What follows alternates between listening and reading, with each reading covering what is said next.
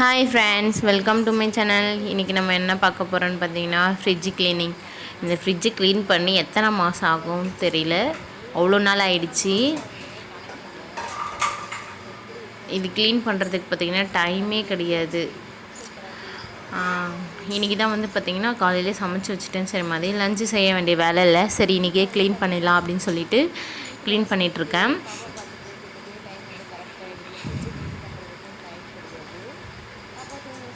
இப்போவே போட்டு வச்சது இந்த மிளகாய் போட்டு வச்சுருந்த டப்பா.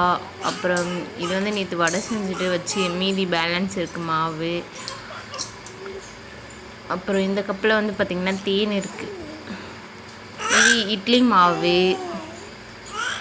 இது நைட்டு மீதியான குழம்பு, கருவேப்பிலை, சாமிக்கு வாங்கிட்டு வந்த இலை. அப்புறம் வந்து இதில் வந்து பார்த்திங்கன்னா தக்காளி, அப்புறம் கொஞ்சம் பழம், இதுதான் இருக்குது.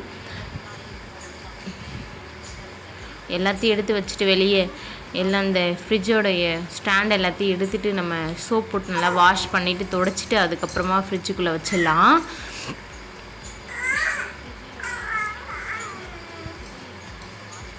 அடுத்தது டோர் சைடில் வந்து பார்த்திங்கன்னா சத்து மாவு இருக்குது. சத்து மாவு வந்து வாங்கிட்டு வந்து ஓப்பன் பண்ணி ஒரே ஒரு டைம் தம்பி கொஞ்சமாக சாப்பிட்டான், அவ்வளோதான். மீதி அப்படியே தான் இருக்குது.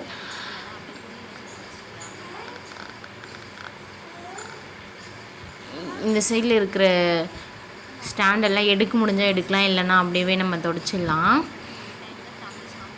ஃப்ரிட்ஜை வந்து அடிக்கடிக்கு க்ளீன் பண்ணிகிட்டே இருக்கணும், இல்லைன்னா வந்து பார்த்திங்கன்னா ஸ்மெல் வந்துடும். அது மாதிரி தான் ஆகிடுச்சு. பூ வச்சுருந்தேன், இது ஸ்மெல் வராமல் தான் இருந்துச்சு. பூ வச்சுட்டு இருந்ததுனால பார்த்திங்கன்னா கவரில் போட்டு வச்சுட்டேன். அதனால் பார்த்திங்கன்னா ஃப்ரிட்ஜிலேருந்து ஸ்மெல் வர ஸ்டார்ட் ஆகிடுச்சு. சரி, இன்றைக்கி க்ளீன் பண்ணிடலாம் அப்படின்னு சொல்லிட்டு க்ளீன் பண்ணிகிட்ருக்கேன். பாருங்கள், இதுக்குள்ளே எவ்வளோ கவர் இருக்குதுன்னு சொல்லிட்டு. இப்போ நம்ம தேவையானது மட்டும் எடுத்தாச்சு தனியாக. தேவையில்லாதெல்லாம் நம்ம டஸ்ட்பினில் போட்டுடலாம்.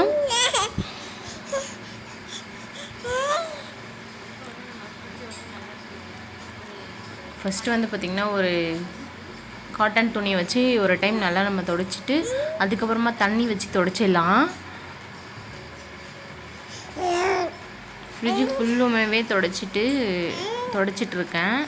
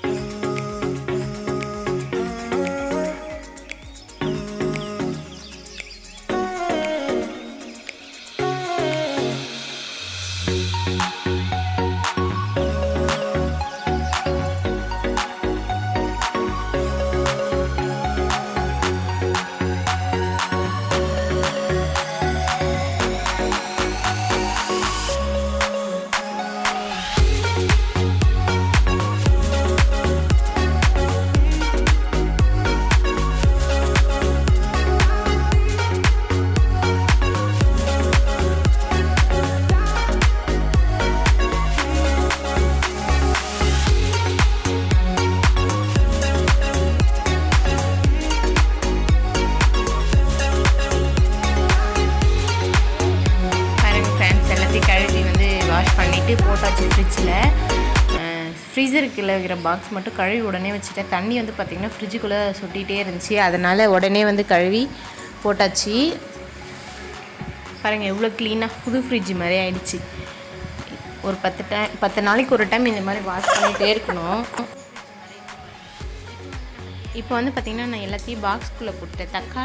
தக்காளி காய் மட்டும் வந்து பார்த்திங்கன்னா கவருக்குள்ளே போட்டுட்டேன். இந்த காய் ஸ்டோர் பண்ணுற அந்த பாக்ஸ்குள்ளே வச்சுட்டேன். மற்றதெல்லாம் வந்து பார்த்திங்கன்னா பாக்ஸில் போட்டுட்டேன். பாக்ஸில் நம்ம வந்து வைக்கும் போது வந்து பார்த்திங்கன்னா கொஞ்சம் நிறைய நாள் வந்து பார்த்திங்கன்னா ஃப்ரெஷ்ஷாகவே இருக்கும், அதனால் பாக்ஸ்குள்ளே வச்சுக்கலாம்.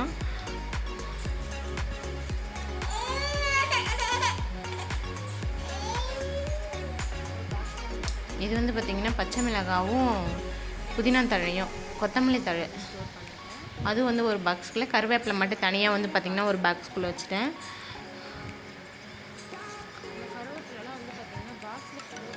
அதுக்கப்புறமா வந்து பார்த்திங்கன்னா பழம்லாம் வந்து அந்த ஒரு பாக்ஸ்குள்ளே வந்து போட்டு வச்சுட்டேன்.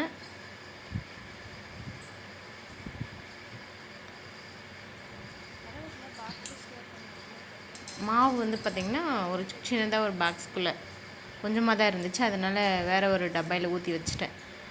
அவ்வளோதான் ஃப்ரெண்ட்ஸ், நம்மளுடைய ஃப்ரிட்ஜு க்ளீன் பண்ணிவிட்டு எல்லாத்தையும் அழகாக ஸ்டோர் பண்ணி வச்சாச்சு. இனிமேல் வந்து பார்த்திங்கன்னா நம்ம நீட்டாக ஃப்ரிட்ஜை வச்சுக்கலாம். அவ்வளோதான் ஃப்ரெண்ட்ஸ், இந்த க்ளீனிங் வீடியோ உங்களுக்கு பிடிச்சிருந்தா நம்மளுடைய சேனலை சப்ஸ்கிரைப் பண்ணிக்கோங்க, அப்படியே ஒரு லைக் பண்ணிவிடுங்க. தேங்க்யூ ஃப்ரெண்ட்ஸ், பாய். நெக்ஸ்ட் வீடியோவில் பார்க்கலாம்.